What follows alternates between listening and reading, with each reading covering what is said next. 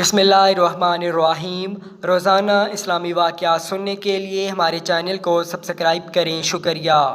جب غزوہ احد میں حضرت علی رضی اللہ تعالیٰ عنہ سے نبی کریم صلی اللہ علیہ وآلہ وسلم نے فرمایا کہ بے شک علی مجھ سے اور میں علی سے ہوں، اور جبرائیل علیہ السلام نے کہا میں آپ دونوں کا تیسرا ہوں، اور جب ذوالفقار حضرت علی رضی اللہ تعالیٰ عنہ کے واسطے آسمان سے نازل ہوئی، اس کی مداح میں صحابہ رضی اللہ تعالیٰ عنہم نے جبرائیل کی یہ صدا سنی: لا فتح الا علی، لا سیف الا ذوالفقار۔ جواں مرد صرف علی ہے اور تلوار صرف ذوالفقار ہے۔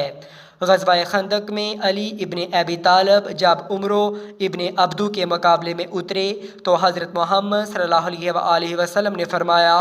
آج کل کفر کے مقابلے میں کل ایمان جا رہا ہے۔ یوم خندق علی ابن ابی طالب اور عمرو ابن عبدو کا مقابلہ قیامت تک میری امت کے اعمال سے افضل ہے۔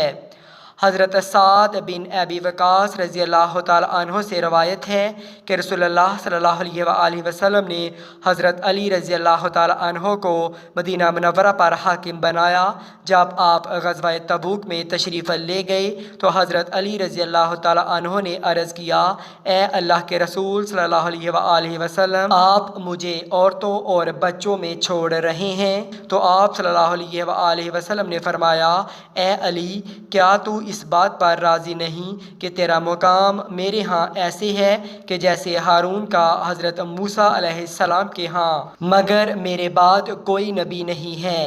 حضرت ابن عمر سے روایت ہے کہ جب نبی اکرم صلی اللہ علیہ وآلہ وسلم نے انصار و مہاجرین میں مواخات قائم کی تو حضرت علی رضی اللہ تعالیٰ عنہ اشکبار آنکھوں کے ساتھ رسول اللہ صلی اللہ علیہ وآلہ وسلم کے پاس آئے اور عرض کیا یا رسول اللہ صلی اللہ علیہ وآلہ وسلم، آپ نے صحابہ اکرام رضی اللہ تعالیٰ عنہ میں بھائی چارہ قائم فرمایا لیکن مجھے کسی کا بھائی نہیں بنایا۔ آپ صلی اللہ علیہ وآلہ وسلم نے فرمایا تم دنیا و آخرت میں میرے بھائی ہو۔ علی ابن ابی طالب کی رسول اللہ صلی اللہ علیہ وآلہ وسلم پر فداکاری کا اس سے بڑا کیا نمونہ ہوگا کہ ہجرت کی شب جب نبی اکرم صلی اللہ علیہ وآلہ وسلم مدینہ روانہ ہوئے تو امین نبی صلی اللہ علیہ وآلہ وسلم نے اہل مکہ کی امانتوں کا امین علی ابن ابی طالب کو بنایا اور علی رضی اللہ تعالیٰ عنہ کو اپنے بستر پر سونے کا کہا، اور حضرت علی رضی اللہ تعالیٰ عنہ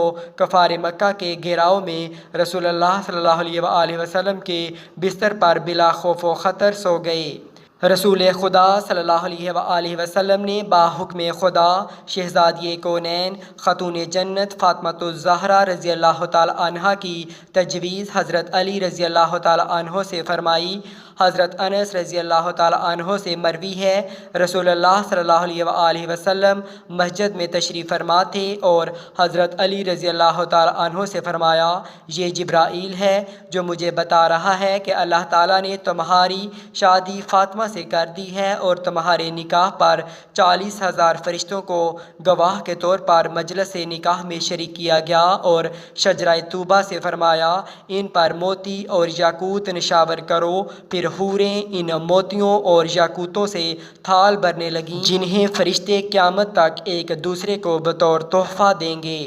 حضرت علی رضی اللہ تعالیٰ عنہ سخی ایسے کہ راحت بار کھجوروں میں مزدوری کی، اس سے پکنے والی روٹیوں کو عین افطار کے وقت سوالی کو دے دیا اور 3 دن ایسا ہی ہوتا رہا۔